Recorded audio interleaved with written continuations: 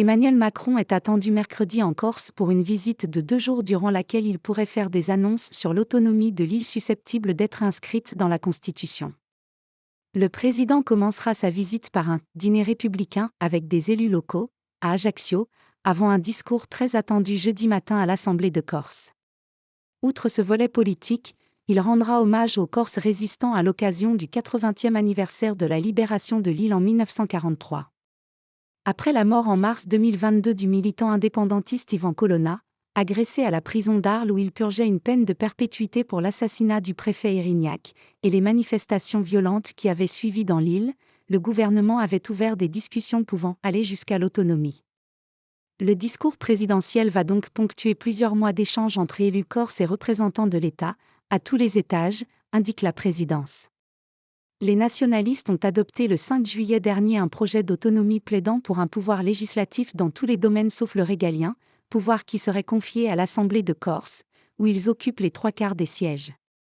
Ils veulent également un statut de résident corse, la co-officialité de la langue corse et l'inscription de la notion de peuple corse dans la Constitution.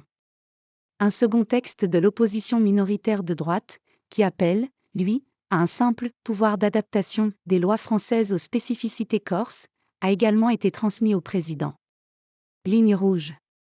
Dans une interview lundi à Corse Matin, Bruno Retailleau, président du groupe Les Républicains au Sénat, a assuré que les demandes des nationalistes comportaient des lignes rouges infranchissables et qu'un pouvoir législatif plein et entier irait trop loin. Or, le chef de l'État aura besoin d'une majorité des 3/5, et donc des Républicains, au Congrès, Assemblée nationale et Sénat réunis, pour réformer la Constitution.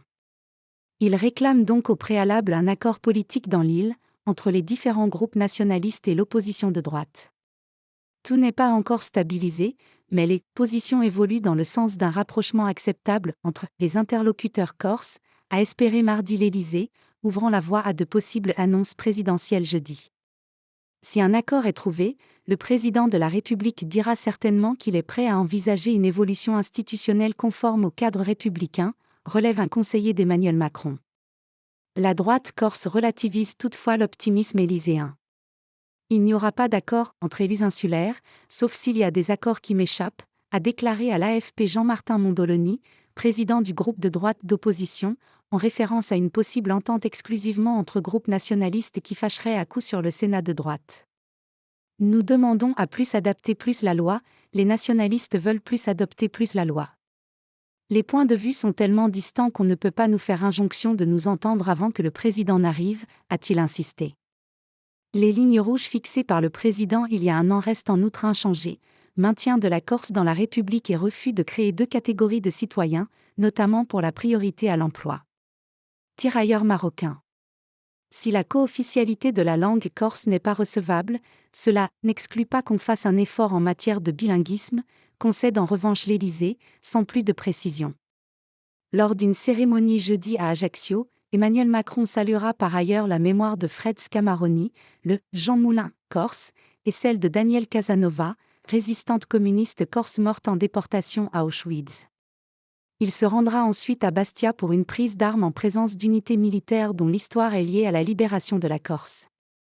Il décorera aussi le dernier tirailleur marocain encore en vie, âgé de 104 ans, nombre de Marocains des forces libres, réputés pour leur capacité à combattre en montagne, ayant été envoyés sur l'île de Beauté.